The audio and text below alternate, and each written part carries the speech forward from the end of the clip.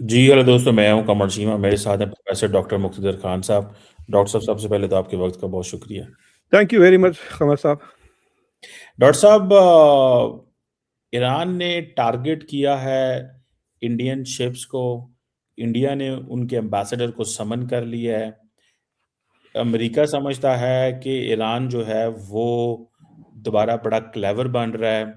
ईरानी कहते हैं कि ट्रम्प साहब जो हैं वो बहुत ज़्यादा स्टेटमेंट्स देते हैं, अभी कोई डील नहीं हुई। वॉल स्ट्रीट जर्नल ने कहा मंडे को इस्लामाबाद में मीटिंग हो रही है, लेकिन कोई आसार नज़र नहीं आ रहे। 3 दिन आसम मुनीर साहब ईरान में रहे हैं, कुछ समझ नहीं आ रही। What do you make of that? कई लोगों का कहना यह है कि जो आईआरजीसी है उसने अरागची के जो ट्वीट थी स्ट्रेट ऑफ हार्मस को खुलने की, उसको बड़ा टारगेट किया है। What are you making out of this situation? ये क्या हो रहा है स्ट्रेट ऑफ हार्मस पे? अमेरिका, ईरान, ये सारी जो पोजीशंस हैं, कैसे देखते हैं डॉक्टर साहब? देखिए, जो भारत की शिप्स पर जो ईरान ने फायर किए हैं, मेरी ये एनालिसिस है कि it is not firing on India. ये इंडिया अगर ये अज्यूम कर रहा है कि the Iran has fired on India, then it might be making a mistake. देखिए, डोनाल्ड ट्रंप ने during the cease fire escalation कर दिया बाय ब्लॉकेडिंग ईरान। तो आपका वीडियो बंद ब्लॉक हो गया है खमर साहब। I don't know whether this is, हाँ ठीक है। तो नहीं, तो anyway, so what has happened कि डोनाल्ड ट्रंप ने ये जो ब्लॉकेड किया है ईरान के हार्बर्स को वगैरह, it is an escalation during the cease fire. हालांकि ईरान ने कहा था कि मैं सीज फायर के ख़त्म होने तक स्ट्रेट ऑफ हॉर्मूज को ओपन रखूंगा। So Iran had done something positive after the discussion on ceasefire. देखिए, जो मीटिंग हुई थी इस्लामाबाद, उसके बाद किया ना ईरान ने। तो Iran did a positive gesture of confidence building, जिसका नतीजा आपको नजर आया बाय डोनाल्ड ट्रंप सिंह, देखो ये बेहतर लोग हैं, रिजीम चेंज हो गया वगैरह, I can make a deal with Iran and all of that. लेकिन डोनाल्ड ट्रंप ने तो उल्टा काम कर दिया। इंस्टेड ऑफ बिल्डिंग कॉन्फिडेंस, ही उनमें डाउट पैदा कर दिया कि देखो ये कुछ भी कर सकते हैं। यानी डील बने बाद भी, जैसा इसराइल हर बार सीज फायर के बाद भी फायरिंग करता है, अभी भी लेबनान में डोनाल्ड ट्रंप के कहने के बाद सीज फायर होगी, उसके 1 घंटे के बाद फिर इसराइल ने हमला कर दिया लेबनान के ऊपर। सो everybody there are thinking कि can we trust America, can we trust America, will they uphold the conditions of ceasefire? तो डोनाल्ड ट्रंप ने जब ये एस्केलेशन किया, तो उसकी जवाबी कार्रवाई में ईरान ने कहा कि हम फिर दोबारा स्ट्रेट ऑफ हॉर्मुज को बंद करते हैं, बिकॉज आपने हमको ब्लॉकेड किया। क्योंकि उससे ईरान की इकोनॉमिक क्राइसिस, देखिए ये जंग के दौरान तकरीबन 50 दिन से ज़्यादा हो चुके हैं, सिर्फ एक सप्लायर का तेल और एक बायर का फ़ायदा हो रहा था, which is Iran and China. तो ईरान से जो शिप्स निकल रहे थे वो जा रहे थे सीधा, because Iran was controlling the strait of Hormuz. लेकिन अब क्या हो गया, ईरान और चाइना पे भी नुकसान होने लगा because of the US blockade. तो अमेरिका चाह रहा है कि वो ईरान और चाइना को ब्लॉकेट करते रहे और दूसरे का फायदा होते रहे बाय अलाउइंग द शिप्स। तो ईरान ने कहा ठीक है, हम पूरी ग्लोबल इकोनॉमी को रोक देते हैं, आप हमको ब्लॉकेट करें, हम सारी दुनिया को ब्लॉकेट कर देते हैं। And that is there response. मुझे लगता है कि ईरान के जब अनाउंसमेंट हुआ ये कि we are blocking the ships, मेरे ख्याल से उस वक्त इंडिया के शिप्स आ रहे थे वहां पर to go through the strait of Hormuz. And while they were doing that, मुझे लगता है कि ईरान की नेवी ने उन पे फायर किया। देखिए, जिस तरह से उन्होंने फायर किया, दे did not hit the ships, ship पे डैमेज नहीं किया और किसी को मारा नहीं। What they have done is they have issued a kind of a warning on the Iranian on the shipping industry। भी 2000 जहाज वहां पे पीछे ब्लॉक्ड हैं कि भाई हम फायर करने के लिए तैयार हैं, हम डोनाल्ड ट्रंप से नहीं डरते। डोनाल्ड ट्रंप की नेवी वहां आ गई है strait of Hormuz, that is fine, but we still have the capacity to fire, and we have the intentionality and the will to fire. I think that is the message from the Iran to this। और ये Bharat, I don't know, ये Indian media को totally ignore करना चाहिए खमर साहब। वो बहुत ही अजीब अजीब बातें करते हैं। आप देखिए, आप अभी गाली गलौज मेजर गौरव आर्या ने जो की ईरान के साथ, हम इसराइल के भाई हैं, लेबनान पे आप 100 बम डाल दें, गाजा पे 50, इससे पहले अराक़ची को पर्सनली गालियाँ दी थी। तो हैदराबाद का जो ईरानियन कॉन्सुलेट है उसने जवाब दिया, major Gaurav Arya, they took note of it and said के it is nothing great to stand by a genocidal state, ऐसा कुछ स्टेटमेंट ईरान ने इशू किया। So India can't expect to get it both ways, कि हम इसराइल के साथ हैं फिर ईरान को गालियां भी दें, and then suddenly say कि we have a special understanding with Iran. Iran ने, आपने देखा एक वीडियो जिसमें आई थिंक ईरान के एम्बेसडर ने कहा हमने भारत के जो जहाज छोड़े हैं उससे एक पैसा नहीं लिया. So Iran has been positive towards India. So I think that India should understand what it is. Unless Iran deliberately कहता है कि हम सिर्फ इंडिया के जहाज पे गोली मारेंगे, ये तो नहीं कहा ना. This is an across the board message है कि सबके लिए बंद कर दिया उन्होंने. वो कह रहे हैं कि सिर्फ दो सूरत हाल में शिप्स जा सकते हैं हॉर्मूज के बाहर. एक कि हम जो गाइड करें, दूसरा हम पैसे जो लेंगे. ट्रंप कह रहा है कि वो सारे जहाज जो पैसे दे के आएंगे हम उसको जाने नहीं देंगे. तो जाएं आप, छुड़ा लें अपने शिप्स, भेजें अपनी नेवी, अपनी air force, deal with American navy. मतलब ईरान की नेवी से डर रहे हैं लोग, तो अमेरिका की नेवी को कौन छेड़ेगा? तो बंद ही हो गया ना.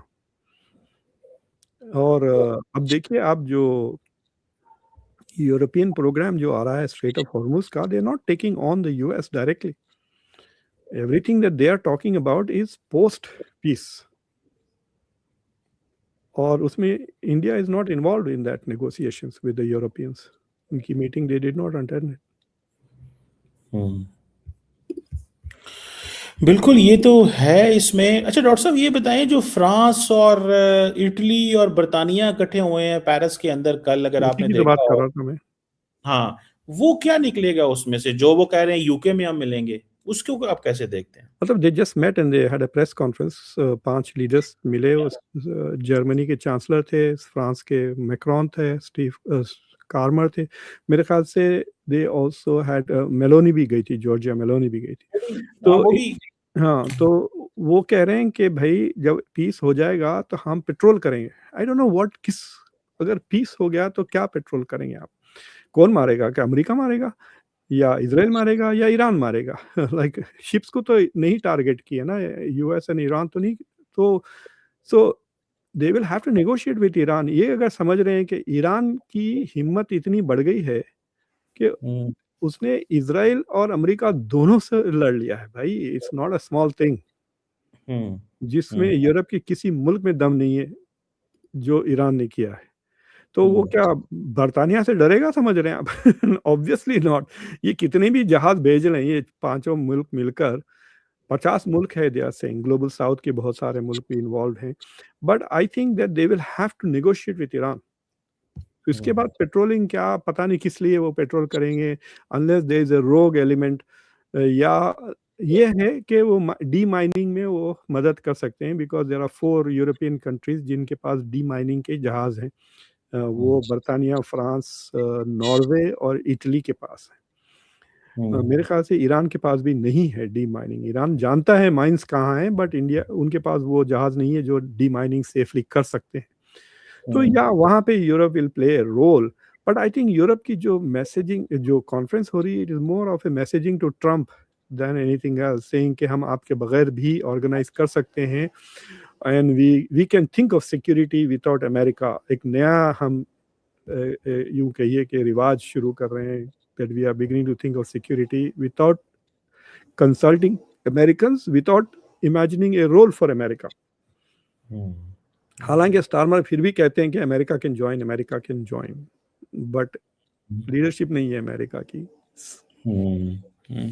डॉक्टर साहब, आपको लगता है कि, मैंने वैसे ये अपनी थ्योरी घड़ी है कि ट्रंप 1.0 के अंदर Americans main streamed Israel in the middle east Abrahamic accord के जरिए. वो जो कुछ अभी इजराइल ने किया वो तो बैकफायर कर गया. लेकिन अगर ईरान की और अमेरिका की डील हो जाती है, तो do you think Iran will get main streamed in middle east? हाँ, ईरान और यूएस की डील हो जाती है तो Iran will get main streamed. और अभी जिस तरह अगले दिन आपने देखा कि यूएई की जो लीडरशिप है, उस वाइस प्रेसिडेंट ने ईरान को फोन किया, डिस्पाइट द फैक्ट कि सबसे ज्यादा ईरानियों ने मारे यूएई को है, लेकिन आप देखें कि वो फोन भी उधर कर रहे हैं। कैसे देखते हैं, आपको लगता है कि ईरान मेन स्ट्रीम हो रहा है? देखिए, मेन स्ट्रीम तो अभी तो नहीं है, but I think what is going to happen is, अगर पीस हो जाता है ना, इट डिपेंड्स ऑन कितना हाइप करते हैं डोनाल्ड ट्रंप। लेट अस से कि एकदम बहुत ही पॉजिटिव सिनेरियो ले लें। पॉजिटिव सिनेरियो ये है कि आपके लिए भी अच्छा है कि इस्लामाबाद आते हैं डोनाल्ड ट्रंप और मसूद पेशेशकियान आते हैं, ईरान के प्रेसिडेंट वगैरह आके शूशा काफ़ी फ़ोटो ऑफ हो गए, पीस हो जाता है। ऐसा याद है आपको, अमेरिका के सेक्रेटरी ऑफ स्टेट गए थे तालिबान से हाथ मिलाने दोहा में, जो अंडर द ट्रंप 1.0। अगर ये होता है ना, तो I think that's a game changer in many ways. और इतना मैं आपको जरूर गारंटी देता हूँ, ट्रंप इनसे मिले बाद उसको ना दूध और पानी के बीच में फर्क समझ में आ जाएगा कि, क्योंकि he has met MBS, he has met the Qatari prime minister वगैरह, उनसे भी मिला और इनसे मिला, उसको फर्क, क्वालिटेटिव फर्क समझ में आ जाएगा कि he is dealing with something very serious rather than the middle east gulf. बहुत शैलो है वो। So I think then you will see के there will be mainstreaming, एकदम खुल जाएगा। ये और बात है कि Iranis will not become like UAE कि आओ हम सिनेगॉग बना देते हैं, आप आ जाओ बिजनेसेस खोल लो इजरायलीज के लिए। They will not open up for the Israelis, but they will open up for Americans. तो एक तो पहला चीज ये होगा that there will be a wave of Iranian Americans जो अपने फैमिली से मुलाकातें नहीं की वो जाएंगे। हजारों ऐसे हैं, मैं खुद कईयों को जानता हूँ जिन्होंने 20-20 साल से ईरान नहीं गए। फिर मेरे जैसे लोग जाएंगे ईरान, जो मैं इसलिए ईरान नहीं जाता कि वो सिक्योरिटी इश्यू हो जाएगा ना मेरे लिए। सो फिर मैं खुल के ऐसा बात नहीं कर सकता ना। सो हाँ, तो once there is peace, then probably there'll be a lot of academics, scholars, diplomats, tourists। भाई it's a fascinating place। मैं कह रहा हूँ ना कि टूरिज्म में चांदी हो जाएगी ईरान की, not just from the US but from Iran and everywhere। मतलब यूरोप से भी, अमेरिका से भी काफी लोग जाना शुरू हो जाएंगे। It will be a big boom for the Iranians tourism में। और ईरानियन अमेरिकन डायस्पोरा भी, यूरोपियन डायस्पोरा भी आने लगेगा। So those thing can happen, but उससे ईरान ऑटोमेटिकली थोड़ा लिबरलाइज भी हो जाएगा हमारा, once it starts seeing the benefit of being a bit more open country। और अमेरिका के साथ अगर नेगोशिएट, सैंक्शंस अगर खत्म हो गए तो then everything is going to be hunky dory. वही तो बार बार रूबियो भी कह रहा है ना कि हम चांदी कर देंगे इस मुल्क में, which is, there is credibility in the America. वाकई में इनकी चांदी कर सकता है, लेकिन वो देखिए अरब चांदी खर्च कर रहे हैं इस चीज के लिए। इजराइल के सामने घुटने टेकने के लिए अरब पैसे खर्च कर रहे हैं। ईरान इजराइल के सामने घुटने टेके बगैर पैसे वाला बन सकता है एज लॉन्ग एज वो अमेरिका से हाथ मिला ले, but they are not willing to do even that because वो डरे हुए हैं कि भाई फिर ये हम पे हावी हो जाएंगे ना, जो पहले भी हुआ है। डॉक्टर साहब, आज वो मिडल ईस्ट के, वो उधर अंतालिया में एक मीटिंग हुई है, तो उसमें वो खड़े हुए थे, यूएई के भी मिनिस्टर थे, तो वो सऊदी मिनिस्टर से थोड़ा दूर जाके खड़े हुए। हालांकि वो बिल, आपने देखी वो पिक्चर? नहीं नहीं देखी मैंने। वो आई विश आई कुड फाइंड, ये जी क्या हो रहा है? जो उसमें वो बिल्कुल साथ साथ खड़े हैं, बाकी सारे साथ साथ हैं, लेकिन यूएई का जो मिनिस्टर है वो सऊदी मिनिस्टर से 2 फुट दूर जाके खड़ा होता है, और वो क्लियर गैप नजर आ रहा है और पता चल रहा है। तो what do you make of this? ये क्या यूएई क्या कर रहा है? आपको लगता है कि यूएई मतलब एक्चुअली लॉस्ट इट? मैं आई विश आई देखिए, कैन। द जी। Saudis are very upset with UAE, इसलिए उन्हें तो जो यमन में बमबारी भी कर दी थी ना, जो सऊदी ने बॉम्ब किया on UAE dropping weapons in in Yemen. Yemen, South, your UAE, from a Saudi point of view, has become a problem child in the Gulf. RSF को फंड सूडान में यूएई कर रहा है, ठीक है, Somaliland में UAE गड़बड़ कर रहा है, ठीक है, यहाँ पर भी एब्राहम एकॉर्ड्स यूएई ने शुरू किए, इंडिया के साथ डिफेंस पैक करके सऊदी पाकिस्तान के खिलाफ एक अलायंस बनाए, यूएई ने बनाई। तो सऊदीज आर वेरी अपसेट। आपको जो पैसे दिए हैं सऊदी अरेबिया ने, it is basically saying don't worry about UAE, जो यूएई मांग रहा है उसे वापस कर दे, हम आपको दे देते हैं। यानी यूएई का पत्ता काट दिया पाकिस्तान से। इफ यूएई के पैसे चले जाते हैं, UAE does not have, UAE के पास दो लेवरेज है आपके ऊपर। एक, जो उनके पास जो वर्कर्स आते हैं पाकिस्तान से, तो रेमिटेंसेस का एक इन्फ्लुएंस, दूसरा वो जो लोन के लिए $2 बिलियन दे रहे हैं, वो दो ही दे हैव लेवरेजेस। तो सेकंड लेवरेज खत्म हो जाएगा यूएई का, एक लेवरेज तो खत्म हो जाएगा, डायरेक्ट जो पैसे वो देते हैं आपको IMF के लिए। So I think the Saudis are trying to reduce UAE's influence in the region, और मुझे लगता है कि they have an indirect support from Qatar on this issue too. देखिए, अगर एब्राहमिक एकॉर्ड्स इतना आगे नहीं जाता तो ईरान इतनी भयंकर तरीके से इनके ऊपर हमला भी नहीं करता। मैं अभी एक हमारे कॉलीग से बात कर रहा था, यूनिवर्सिटी में हमारे प्रोफेसर हैं वो, तो वो कह रही थी कि भाई मुख्तदर, मैं तुम्हारे लिए तोहफा लाई हूँ सऊदी अरब से, कब आ रहे हो यूनिवर्सिटी में, या तुम्हारे मेल बॉक्स में छोड़ दूँ? तो मैंने कहा कब गई थी? मतलब अभी मैं जाके आई हूँ सऊदी अरेबिया। तो फ्लाइट्स चल रहे हैं यहाँ से अमेरिका को। So when she went there was nothing. मतलब सऊदी अरेबिया में ऐसा कोई पब्लिक डरी हुई नहीं है कि ईरान के मिसाइल हम पर पड़ेंगे, जैसा यूएई में है। तो the level of targeting is quite different. Public जा रही है। मैं वहाँ पर बैठकर एक शो भी किया एयरपोर्ट पर इटली में। तो पीछे आप देख सकते हैं सऊदी एयरलाइंस के बहुत फ्रीक्वेंटली, पलर्मो से भी, रोम से भी मैं देखा कि सऊदी एयरलाइंस के काफ़ी फ्लाइट्स जा रहे थे बैक एंड फोर्थ। तो मैं थोड़ी देर, काफ़ी जल्दी पहुंच गया था एयरपोर्ट, 2 घंटे था जल्दी।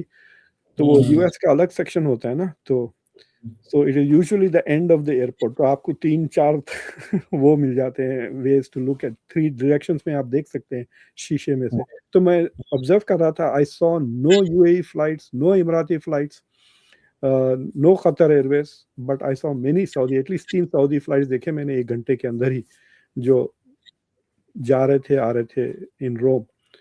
सो सऊदी अरेबिया को उतना इफेक्ट नहीं हुआ जितना यूएई को हुआ है। सबसे ज़्यादा इम्पैक्ट मुझे लगता है यूएई पे हमले हुए हैं, और सबसे ज़्यादा नुकसान जो हुआ है वो डेफिनेटली कतर, कुवैत, बहरीन का हुआ है, यूएई से ज़्यादा in terms of financial losses. But तो आई थिंक कि ये दोनों बहुत गड़बड़ की साथ मिलकर यमन में यूएई, और मतलब कहते थे ना शुरू में कि MBG is the mentor of MBS, but MBS is not listening to MBG any more, और डिफरेंट रास्ते पे जा रहे हैं वो। And I have a feeling कि they might be in trouble in the near future, क्योंकि है बहुत छोटा और उन्होंने बहुत ज़्यादा चीज़ें कंट्रोल करने की कोशिश की। आपको पता है उतैबा जो यूएई के एम्बेसडर हैं यूनाइटेड, अगर आप सीएसआईएस को जाएं ऑफिस में, सीएसआईएस के कॉन्फ्रेंस रूम में एक ही फोटो है जिसमें उतैबा की फोटो है, उतैबा मीटिंग समबडी एल्स। तो यू कैन सी के मेनी, अमेरिका के बहुत सारे थिंक टैंक्स में बहुत पैसे खर्च किए हैं UAE. So UAE try to influence a lot of people. और याद रखें, देखिए, जब इन्फ्लुएंस वाले लोगों के साथ जब आप मैनिपुलेट करने लगते हैं ना, it's a very dangerous thing. यानी आपके गांव में कोई बड़ा चौधरी है जिसके पास 10-15 गुंडे हैं, आप थोड़ा बहुत उसको मैनिपुलेट कर ले सकते हो, लेकिन अगर वो चिढ़ गया तो दिन फिर वो गुंडे आपके आके हिसाब किताब कर देंगे आपके साथ, right? So it's not, so UAE doesn't have the power, it is using only money to influence people. तो फिर डॉक्टर साहब, फिर यूएई को क्या एक्सपोज किया गया है कि यूएई का इन्फ्लुएंस यमन में, फिर आप देखें लेबनान, उसके अंदर लीबिया के अंदर, सूडान के अंदर अब्राहमिक अकॉर्ड में उसको ले गए, और अब वो अकेला खड़ा हुआ है। फिर आप इसको ऐसे देखेंगे?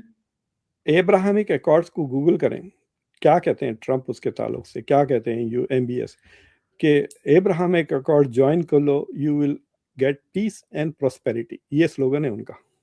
पीस एंड प्रोस्पेरिटी छोड़ दें आप, दुनिया में सिर्फ 5 मुल्क हैं जो एब्राहमिक अकॉर्ड्स के मेंबर हैं, जिसमें से 2 करंटली जेनोसाइड में मुब्तला हैं, which is Israel and Sudan. और वो दोनों को पैसे फाइनेंशियली काफ़ी इन्वेस्टमेंट्स आ रहे हैं सऊदी यूएई से। UAE is investing in Israel, Israel is investing in UAE. AI वगैरह पे काफ़ी इन्फ्लुएंस है। देखिए, once they come in then you, आपकी जो कोर सेक्टर में आता है इजराइल।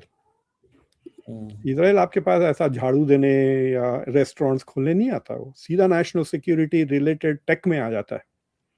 भारत में भी जो भारत डिपेंडेंट है because it is going in tech sector में जा रहा है ना। आपको जासूसी करना है आपके ओपोनेंट्स पे, लो पेगासस। समझे ना, वो आपको वो थोड़ी दे रहा है। आपको चेस खेलना है आईफोन पे, ये लो, वो तो नहीं दे रहा ना आपको। Useless side is coming to the core issue. तो यूएई के ऑलरेडी कोर इश्यूज में काफी पेनिट्रेशन हो चुका है इजरायलीज का। लेकिन I2U2 से कुछ फायदा नहीं हुआ उनको, एब्राहम अकॉर्ड्स का भी कुछ फायदा नहीं हुआ। उल्टा मुझे लगता है कि दोनों से नुकसान हुआ है यूएई को। एटलीस्ट सिक्योरिटी गारंटी तो यू हैव सीन के ना इंडिया उनकी मदद को आया, ना इजराइल उनकी मदद को आया, ना अमेरिका उनकी मदद को आया, ना दूसरे जो एब्राहम अकॉर्ड्स के कंट्रीज है उनके पास से बयान भी नहीं। आपने मोरक्को से चू भी सुना है? चू तक नहीं करते। मोरक्को के जो किंग का जो एडवाइजर है फॉरेन पॉलिसी, वो मेरा एक स्टूडेंट है वो। तो मैं उसको बहुत पोक करते रहता हूँ भाई। मैं बोला तेरे घर के फोटोज मुझे भेजा कर, मुझे पता लगाना है तुमको एब्राहिम अकॉर्ड से कितना फायदा हुआ। तो इधर मैं आपको पैलेस के भी फोटोग्राफ भिजा देता हूँ, कुछ भी फायदा नहीं हुआ हमको। बस वेस्टर्न सहारा पे सॉवरेंटी दे दी अमेरिका ने, और कोई पूछता नहीं हमसे कि आप, बस वी मेड द डील, हमको वेस्टर्न सहारा मिल गया, हमने इजराइल को रिकॉग्नाइज कर ली, दैट्स इट। उसके बाद उन्होंने कुछ भी नहीं किया। They have not supported the war in Gaza, ना पीस अकॉर्ड में उन्होंने पार्टिसिपेट किया, ना इन मुद्दों पे ज्यादा बकवास। So you don't hear much. Kazakhstan से ज्यादा आपको सुनने में नहीं आ रहा। बहरीन अलबत्ता ज्योग्राफी के लिए फंस गया वो। I don't know why Bahrain is part of Abraham accords. मेरे ख्याल से बहरीन बहुत खर्चदार मुल्क है, और उसके खर्चे जो है सो यूएई पे कर रहा है। अब उम्मीद ये की जा रही है कि जंग के बाद जो रिकंस्ट्रक्शन में पैसे लगेंगे, Bahrain will basically go begging to UAE and to Saudi Arabia. Saudi शायद उतना ना दें इस बार, बट यूएई जरूर will help Bahrain, and that is the expectations. तो मुझे लगता है कि Bahrain went into Abrahamic Accords to keep UAE happy. To keep UAE happy, आपकी बात सही है, लगता है सही है उनके तर्ज से। जो कजाकिस्तान का केस वाज वेरी इंटरेस्टिंग। मैंने उसके खिलाफ एक लंबा आर्टिकल लिखा डेली सभा में, टर्की में। इनफैक्ट मैंने ये भी कहा कि Kazakhstan is part of the Turkic world, why is there no pressure. तो मुझे वहाँ के जो स्कॉलर्स थे उन्होंने रिस्पॉन्ड दिया, दे सेड कि भाई हम ऐसा कोई चीज़ नहीं कर रहे हैं, हम बेसिकली ट्रम्प को बेवकूफ़ बना रहे हैं। हमने तो इसराइल को 1992 में रिकॉग्नाइज कर लिया था जब हम आज़ाद हुए। when they became independent from the Soviet Union, independent हुए जब रिकॉग्नाइज कर लिए थे। लेकिन अब हम दोबारा रिकॉग्नाइज करके we are getting some benefit from the Trump administration. तो मतलब वो थोड़ा रशिया से दूर हटना चाह रहे हैं।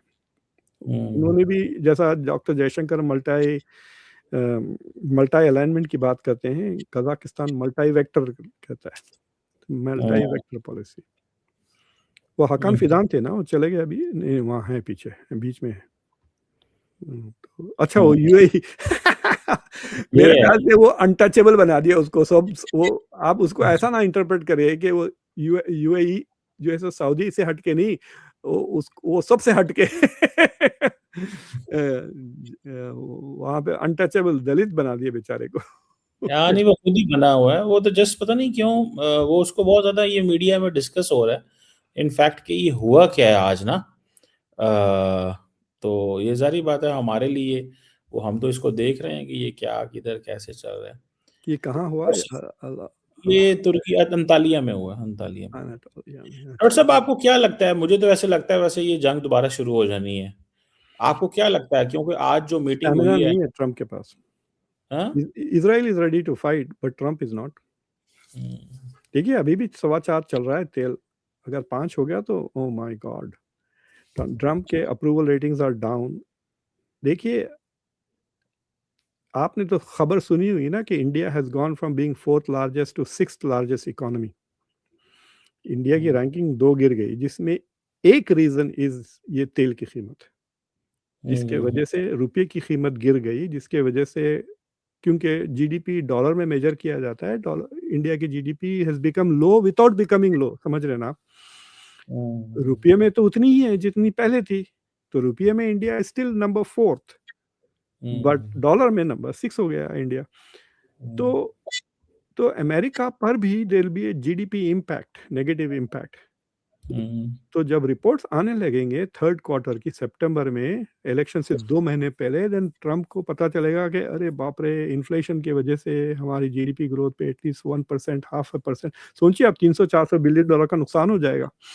हम्म, अ, तो that will have an immediate impact. और America is a very interesting मुल्क।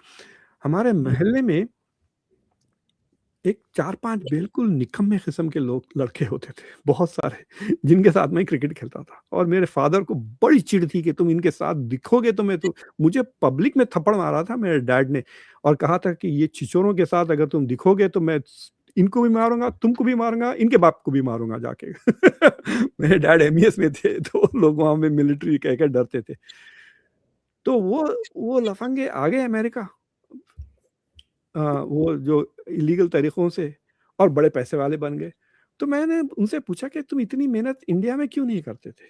इंडिया में अगर पढ़ लिख लेते तो कुछ तो बन जाते थे, इतनी मेहनत।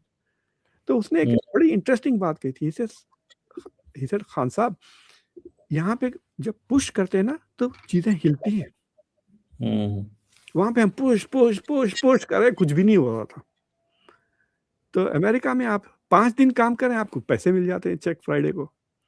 सो the level of motivation goes up for people in hmm, America. लेकिन the reverse is also true. तो अगर हम्म, आप 5 दिन काम करें, आपको पैसे मिल जाते, और अगर आपकी पैसे वो कम हो गए तो आपका आप घर चले जाता मॉर्गेज, अगर आप पे नहीं कर सके तो।